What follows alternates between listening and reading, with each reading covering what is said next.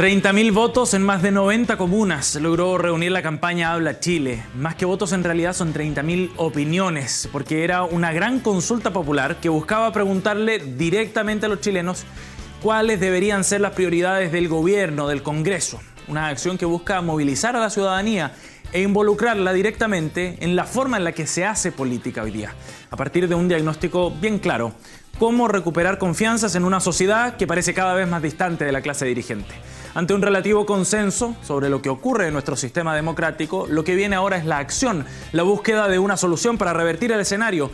Y ahí viene la propuesta de esta agrupación que asegura que la respuesta no está en los propios políticos, sino en la ciudadanía. De eso conversaremos hoy en Nuevas Voces con la coordinadora nacional de Movamos Chile, María Jesús Wolf.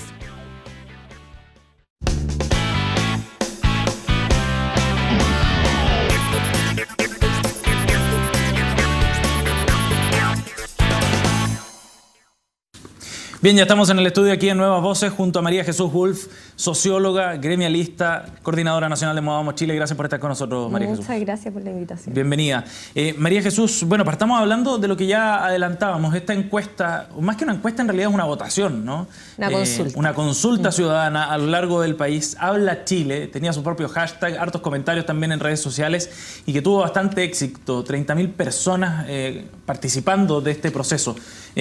Cuéntanos de qué se trató esta iniciativa, cómo surgió esta idea de salir a preguntarle a la gente qué es lo que le interesaba, cuáles eran sus prioridades. Mira, nosotros, bueno, desde Influyamos, que es una ONG de la cual yo soy miembro y trabajo en ella, teníamos el diagnóstico como jóvenes, porque todos somos jóvenes, de que la política está ya en una situación crítica, que en realidad es un diagnóstico muy compartido por todos los líderes de opinión. Sí, diagnósticos sobran. Diagnósticos sobran, encuestas sobran.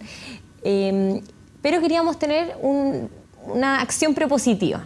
Cuando decíamos, acá hay que hacer algo y más allá de la encuesta, o sea, hay que hacer algo, un mecanismo de participación ciudadana. Hoy día la gente no quiere participar en una elección. Entonces dijimos, hagamos algún espacio en el cual la gente en la plaza, en la feria, en lugares públicos, donde ellos van los fines de semana, también puedan involucrarse fondo con la contingencia nacional y puedan opinar. Con la discusión, con el debate. Claro, puedan involucrarse de manera efectiva. Hoy día la gente opina en Facebook, en Twitter, pero votar es muy distinto. Y de hecho, bueno, hicimos el ejercicio varias veces antes de tirarnos con esta gran consulta y poníamos, no sé, una mesa de votación en el Paseo Ahumada. ¿De votación te refieres con una urna? Una urna, todo, sí, porque esto funcionaba igual que una votación, pero en un lugar público, y se empezaba a acercar la gente automáticamente. En una hora teníamos 60 votos de gente que quería participar. ¿Y qué pasaba ahí con la gente? ¿Quería votar? La gente empezaba a preguntar, oye, ¿de qué se trata esto? Y nosotros, mira, simplemente queremos saber cuáles son los temas país que a ti te importan. ¿Qué es lo que a ti te importa? No lo que te dice la opinión pública que te tiene que importar. ¿Qué es lo que te afecta en tu vida cotidiana? Y la gente comenzaba a votar y quedaban felices. Nos decían, oye, me encantaría seguir participando en esto. Qué increíble que alguien me esté escuchando, que a alguien le importe. Por eso la consulta se llama Habla Chile. Como este es el momento que hable la gente. Lo primero es que hable la gente. Ese era nuestro eslogan. Y bueno, al principio nadie nos creía mucho que esto fuera a funcionar. Fuimos a hablar, por ejemplo, al nuevo referente, a Chile Vamos, a los distintos partidos, a exponerle esto. Acogieron la idea, pero uno veía que en realidad esta gente, éramos 5 personas queriendo movilizar a todo el país. Claro, como esto les irá a resultar. Y la buena noticia es que el fin de semana del 31 de octubre y 1 de noviembre, cuando hicimos la consulta, bueno, logramos tener 40.000 votos. Al principio el cómputo... 40.000, porque el cómputo oficial fueron 30.000 en un comienzo, pero después lunes, martes comenzaron a llegar más votos y llegamos a los 40.000. Es el cómputo cerrado, 40.250 votos, creo que 254, algo así. Y para nosotros es un éxito, porque nuestra meta así como alta eran 30.000 votos. Nunca se ha hecho algo así. Nosotros, de hecho, nuestra meta estaba acorde a las elecciones del Partido Socialista, que era como la elección interna con mayor cantidad de votantes. ¿Seguro? Y eso lo superamos por creces. Entonces, los resultados son muy positivos. ¿Y cómo lograron estar presentes en 90 comunas, no? Estuvimos en 98 comunas. 98. Sí. ¿Cómo llegaron a todos esos lugares? ¿Cómo lograron construir en el fondo esa red para estar presente en esas mesas, con las urnas, con todo el proceso que tú detallabas en ese ejemplo? Mira, todo fue una gran gestión, pero hicimos unos seminarios que se llaman los seminarios Habla Chile, que son bien particulares porque iban dirigentes sociales junto a dirigentes políticos de opinión. Por ejemplo, tuvimos uno en Santiago que era con Ramiro Mendoza. Ajá. Y también vino la Sigrid, que era esta mujer de Concepción que a su hermano lo quemaron en el Servipack. Ya, sí. Y ella armó todo un movimiento en contra de la delincuencia. Entonces, era así estas, en el fondo, conexión entre lo que era un líder político clásico y una persona común y corriente que estaba dirigiendo algún problema comunal. Bueno, y eso hicimos 11 en todo Chile. Viajamos a región y todo, y ahí íbamos consiguiendo voluntarios que querían participar en esta consulta. También, bueno, tenemos suerte de que mucha gente de la organización conoce a mucha gente, entonces llamábamos a Darica, teníamos mesas en Tierra Amarilla, por ejemplo, lugares recónditos del país. Que generalmente no aparecen en esta encuesta, por ejemplo, la encuesta de opinión. Exacto. Y es tanto el desencanto que nos llamaban solo. Oye, quiero instalar una mesa en Chañaral, quiero instalar una mesa en Calbuco, en Puerto Montt. Entonces nosotros les mandábamos los materiales, nosotros hacíamos toda la gestión, los instructivos, cómo funcionaba, los estatutos de la votación, reglamento, todo súper prolijo, y ellos gestionaban la mesa. Y con eso logramos tener estas 98 comunas y los 40.000 votos. ¿Y acá participaron políticos, por ejemplo? Sí, participaron políticos, sí. ¿Quiénes estuvieron involucrados? Sí, estuvieron, por ejemplo, José Antonio Caz, quien es un gran motor dentro de la organización. Estuvo Arturo Esquella, estuvo Felipe Caz, también estuvo la Alejandra del PRI, la presidenta del PRI. Sí. Estuvieron distintos diputados, o sea, estuvo una gran plantilla de diputados activamente participando, concejales, también hubieron, ¿cómo se llama?, alcaldes participando. Oye, María Jesús, ¿y cuál era el formato de la pregunta? O sea, ¿a la gente se le pasaba una hoja en blanco o tenían opciones, alternativas? No. ¿Qué preguntaron? Eran 3 preguntas. La primera pregunta, de hecho, traje un voto. A ver. Está rayado por mí, pero traje un voto. La primera pregunta es: ¿cuáles son los 3 problemas país a los que debería dedicar un mayor esfuerzo en solucionar el gobierno? Okay. ¿Ya? Y las alternativas, porque uno puede decir, oye, qué arbitrario, ustedes pusieron, no sé, pues claro, salud, sueldo.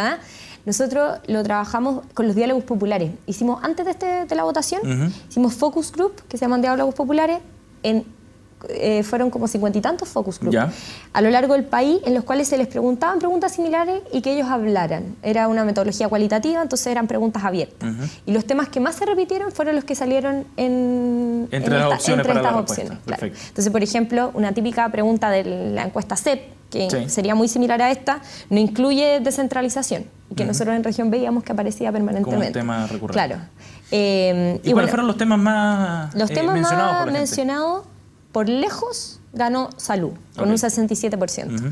Salud es sorprendente, la prioridad que le da a la gente en los diálogos populares también nosotros lo vimos, y aunque no es sorpresivo porque la salud es un tema importante, sí llama la atención que no sea el tema más importante hoy en día en discusión. En la agenda política. En la agenda política, claro. O sea, de hecho, con todo lo que hemos visto ahora recientemente, la discusión de salud, incluso la Comisión de Salud, que pasó más de un año hablando solamente del tema de aborto, cuando la gente en realidad nunca te menciona ese tema, por lo menos los diálogos populares, como prioridad, dentro de las temáticas de salud. Entonces es muy interesante que haya salido de forma tan aplastante. Sí. Después, en segundo lugar, salió el tema de educación, pero ya con 20 puntos menos, o sea, salió con un 46% salió educación. Y después, delincuencia salió con un 46%, y después educación siguiéndolo. Y esos fueron los 3 temas prioritarios según la gente. Los 3 temas prioritarios, sí.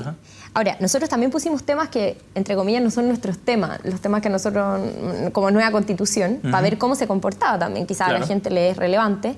Y la verdad es que salió solamente con un 7%. También el tema de la desigualdad salió como 12º tema. Y eso es interesante porque también lleva a que, en general, como sector, dentro de la discusión, que a veces se pierde un poco, haya mayor sintonía con los temas que realmente le importan a la gente. O sea, todo el mundo sabe que el tema de la salud es relevante, pero ¿cuántos expertos realmente tenemos en salud que se están preocupando en el debate público de instalarlo? ¿Y qué es lo que buscaban ustedes con esta encuesta finalmente entonces? O sea, con esta consulta, más que encuesta, con esta consulta popular. Nosotros teníamos 3 objetivos. El primer objetivo era generar un mecanismo de participación, el primer paso de participación que sea permanente y que vaya creciendo. La idea es que cada vez más gente participe en estos mecanismos. El segundo objetivo era movilizar gente. Creemos que es un muy buen ejercicio también que distintos dirigentes comunales y todo tengan que tener esta experiencia de atraer a la gente a votar. También estamos con voto voluntario, entonces es muy relevante que tengan ese marketing de enganchar a la gente. Sí. Y por otro lado, el tercer objetivo tiene que ver con los resultados, que es decir, miren, aquí tenemos a 40.000 personas que hablaron, que dijeron que esto les importa, no solamente a 1.000 en una encuesta, sino que pueden participar y que por ende tomen en cuenta estos temas. Esta gente importa. No solamente los grupos de presión, en el fondo, que hoy día tenemos como hablando. Pero ustedes sienten entonces que hay una disociación entre las prioridades que efectivamente tiene la gente respecto a la agenda política. Totalmente. Y eso lo puedes ver en general en la poca fe que se le tiene al sistema político. Se le tiene poca fe porque no hay sintonía, no hay conexión. ¿Y no sientes que son las elecciones precisamente el lugar donde la gente se manifiesta respecto a cuáles son sus preocupaciones en función de lo que diga cada uno de los programas de gobierno? Las elecciones son excelentes. Obviamente, ojalá mucha gente participe en ella, pero creo que estos mecanismos de participación democráticos tienen que extenderse a otras temáticas también, no solamente a elegir un candidato particular. Porque también los candidatos son electos y después, cuando ya están empoderados, pueden hacer lo que quieran. Pueden dirigir la agenda. Sí. Pero es importante que en esa dirección de agenda también haya participación, haya opinión. ¿Y de qué manera eso se puede, o esta participación se podría incorporar también a la agenda efectiva del Congreso, por ejemplo? ¿Cómo se puede hacer ese traspaso? Haciendo que los políticos escuchen. Ahora es nuestro papel, es nuestro gran desafío. Presentar estos resultados y también comprometer no solo al Congreso. Yo soy muy de la política, de que los municipios son muy importantes, los concejales son importantes, y en ese sentido también por eso hicimos muchos esfuerzos de que ellos participaran en esta elección para escuchar a la gente. Que ellos ahora, el próximo año que hay elecciones, incorporen dentro de sus programas estas temáticas. Ese es nuestro a toda escala, digamos, y no solo a nivel escala, y no solo las elecciones parlamentarias. Exactamente. Sí, somos muy legalistas para pensar todo, creo yo. María Jesús, pero ¿es posible hacer estos gobiernos o política pública en función de encuestas que son bien específicas y que pueden sacar una foto de un momento determinado? Te lo pregunto porque a veces se ocupa como argumento recurrente, por ejemplo, el mirar una encuesta y decir, oye, mira, la reforma laboral tiene tanto porcentaje de oposición. La gente rechaza la reforma laboral, pero eso puede ser una pregunta determinada en un contexto determinado en el que no necesariamente se esté reflejando haya una reflexión de fondo, digamos, respecto a ese tema. Como que gobernar con la encuesta en mano puede ser bien riesgoso desde el punto de vista de la seriedad de la política. Lógico. Mira, nosotros por lo mismo hemos tratado de... Una encuesta es una foto, te permite ver la opinión en un momento específico. Sí. Pero nosotros queremos incorporar muchas más de estas fotos para tener una película. Ese es nuestro objetivo. Por otro lado, los diálogos populares son una herramienta clave para nosotros. Porque la encuesta, claro, es una pregunta que es muy similar a todo el resto de las encuestas, que te obtienes información, pero los diálogos populares te permiten entender realmente qué es lo que le pasa a la gente de una manera mucho más profunda. Es la reflexión detrás de la pregunta de la encuesta. Exacto. Entonces, ahora, es la labor del político que logre elaborar una política pública que realmente vaya en sintonía con esa situación que está viviendo la persona. No vamos a hacer como que todas las políticas tienen que estar en sintonía con lo que está votando la gente, porque eso al final sería bastante populista. Sí. Pero sí que haya una incorporación del sentido, de la comprensión, de qué es lo que la gente espera. Yo creo que a veces se ningunea un poco a la gente que es la que vive al final día a día las cosas que le pasan, lo que está sufriendo, las malas políticas. Y eso explica en parte... Y es muy importante escucharlo. Esa distancia, por ejemplo, que los ciudadanos dicen tener con la clase política. Claro, exactamente. O sea, la falta de conexión, digamos, o el no tender ese puente con la ciudadanía. Exactamente. Para mí este tema es súper interesante porque yo hice mi tesis del magíster en sociología sobre la ley de pesca. Y me fui a donde los pescadores a ver cómo ellos implementaban la ley de pesca. Y ahí, en el análisis de esa política pública, me di cuenta de que la comprensión, en general, la cultura de la pesca es muy distinta a cómo se elaboró la ley de pesca. Y al final, como existe una brecha tan grande, no se cumple la ley de pesca. Sí. Hay alto porcentaje de ilegalidad. Entonces, ¿cómo en el fondo eso se disminuye? Y esto mismo, todos estos mecanismos buscan exactamente eso, generar más sintonía. Y participación ciudadana. Participación, sí. Participación de la que vamos a seguir conversando al regreso de la siguiente pausa en Nuevas Voces. Estamos conversando con María Jesús Wolf, coordinadora nacional de Movamos Chile. Volvemos de inmediato, no se vayan. Ya estamos de vuelta aquí en Nuevas Voces. Esta semana María Jesús Wolf, coordinadora nacional de Movamos Chile, nos acompaña aquí en CNN Chile. María Jesús, y dejamos dos respuestas de esta consulta popular a nivel nacional pendientes. ¿Cuáles eran las preguntas que plantearon en este voto? Una pregunta era sobre la cualidad que más valora en general la gente en políticos, dirigentes sociales, empresariales. Y ahí lo que más salió, que es bastante también contingente, es que sea honesto. ¿Ya? La honestidad arrasó con un 46%. Y por otro lado también la cercanía con las personas fue lo que lo siguió. Y si lo sumamos los dos atributos ya está como en un 65%. O sea, es lejos lo más importante. Sí, y estas dos cosas están, yo digo, conectadas con la contingencia porque son los atributos de la confianza. Al final, sí, claro. No hay confianza. Y es relevante porque al final, cuando el sistema político está sufriendo una crisis en la cual hay muchos procesos de judicialización, en que ya están todos ahí en cuestión, incluso la presidenta con el caso de Dávalo. Desde la presidenta hacia abajo. Desde la presidenta hacia abajo, la reacción de la política no necesariamente es la honestidad, a veces es otra. Es justamente el secretismo, el esperar, el decir, bueno, no sabemos, en realidad hay que ver si bien es cierto o no es menos cierto. Pero quizás la manera más sensata de enfrentarlo, pensando en el largo plazo, es la honestidad. La gente es lo que más aprecia. Y es lo que más valora, sí. Claro, exactamente. Entonces, y además la cercanía. La cercanía quizás de un Congreso que está muy encerrado dentro del Congreso y que sale poco a la calle. Toda esta y eso tiene que ver al final las dos cosas con la participación ciudadana como una de las claves para poder salir de este escenario más complejo. Puntos de conexión, claro. Que la gente se vea que es parte de las decisiones. Que no solamente se le busca para una elección particular. De hecho, yo creo que nuestra votación, ya que éramos una ONG, es muy distinta si la dirige un político, por ejemplo. Sí, o un partido político. Pierde cierta credibilidad, quizá, o genera algo de rechazo. La gente, de hecho, como nosotros les pedíamos en general pocos datos a la gente, estaban agradecidos porque a muchos les había pasado que les habían pedido datos, pero al final era para inscribirlo en un partido político, claro, entonces ya no quieren dar nada, claro. Ahora, ¿ustedes no significa que ustedes no tengan cierta posición política o vínculos políticos? Tenemos posición política, ¿no? Sí, somos de centro derecha, claramente. ¿Y están vinculados a la Fundación Jaime Guzmán? No, a ver, yo trabajo en la fundación en Movamos, pero toda esta consulta se hizo desde Influyamos, los dos tienen el MOS, desde Influyamos, que es una ONG independiente, o sea, aparte. Y bueno, participó gente también de la fundación, participó gente de otras fundaciones, participaron concejales, como te contaba antes, pero es una plataforma mucho más, en el fondo, transversal en ese sentido. Y busca, la votación misma, de alguna manera, desmarcarse de la clase política de todas maneras. Sí. Pero es interesante... especialmente de la forma de hacer política actual. Es que eso te iba a preguntar, es interesante que intenta de alguna forma desmarcarse del sector político o de políticos, pero a la vez lo que quiere es precisamente buscar una solución y proponer una solución y cambiar el sistema político en ese sentido, ¿no? Sí. Aportarlo precisamente desde la participación. Sí. Alejarse, dar una nueva respuesta en el fondo. Eso. Y para eso también tú necesitas que los políticos sean parte, porque si no, tendrías que cambiar a toda la clase política para que la cuestión logre introducirse. Hay que convencer, ser atractivo. En las definiciones precisamente de esta consulta, hablaban ustedes de participación ciudadana, de la necesidad del empoderamiento de la sociedad civil, del liderazgo comunitario. ¿Por qué son relevantes esas características o desarrollar estos aspectos para poder darle una solución a esta crisis del sistema político que vivimos hoy día?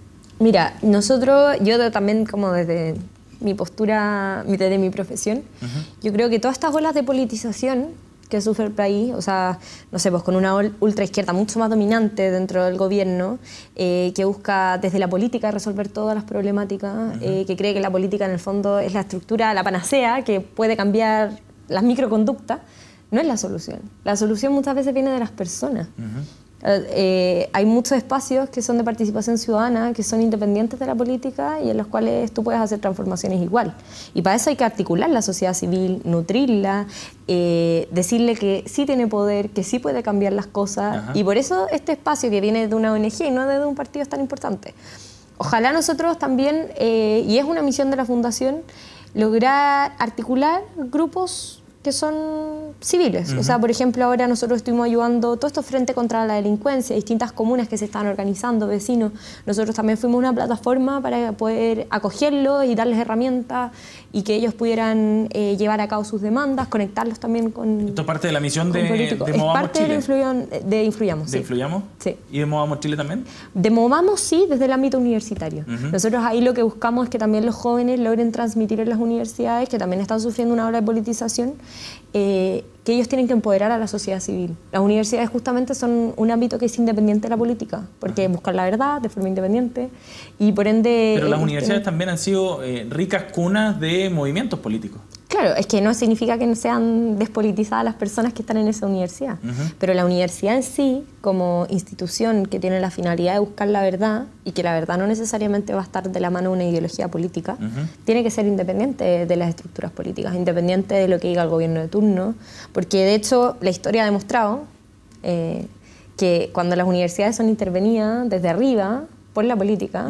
entonces se empieza a enseñar lo que los políticos quieren, se hace con la universidad lo que los políticos dicen, se pueden enseñar las personas que ellos dicen. ¿Y tú sientes que eso está pasando hoy día? Yo siento que estamos yendo hacia ese camino. Fondo, cuando uno ve una política de gratuidad que está poniendo letra chica, que tiene asterisco con condiciones, que al final buscan cambiar el gobierno de unas universidades que supuestamente son autónomas, que tienen que tener ciertos niveles de calidad que no sabemos cuáles son, y que tampoco hay clarificación de eso, porque ¿por qué no hay clarificación? ¿Por qué no se transparenta lo que está pasando? Claramente hay un riesgo. De hecho, yo siempre cuento una historia de un dirigente que hace como 12 años, un dirigente de ultraizquierda, que decía que el mecanismo para poder intervenir en la universidad era la gratuidad. Tenían, aunque fuera costoso y aunque fuera ridículo financiar a los más ricos, porque no es una buena política pública, al final se debía hacer para intervenir en la universidad. Entonces, yo creo que sí hay un riesgo en eso, totalmente. Y en eso... todo lo que sea un discurso que busque mantener la independencia de la sociedad civil es clave. Es clave para resguardar la misión que tiene la institución. O sea, ¿la ideologización es mala en sí misma, crees tú? No, para nada. O sea, yo creo que es muy importante tener discusión política dentro de las universidades. Sí. Pero otra cosa es cuando el gobierno pone la pata encima de la universidad y le dice cómo se tiene que dirigir. Siempre hay que resguardar la autonomía. Y esto sea en la universidad con la línea que sea. ¿Y esta mentalidad es un riesgo para la autonomía, crees tú? Yo creo que es un riesgo, ¿sí? De todas maneras.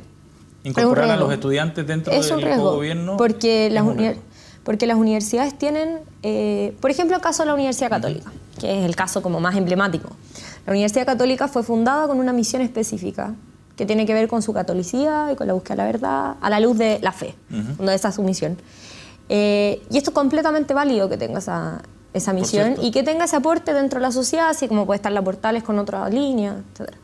Pero cuando ya comenzamos a poner en las manos de la democracia interna todo tipo de decisiones, entonces es mucho más difícil resguardar esa misión. Es muy fácil que se vaya en contra de esa misión, que está preestablecida y que además es una institución que es autónoma y que tiene todo el derecho a autogobernarse. Entonces creo que sí puede ocurrir que en estos gobiernos triestamentales, que además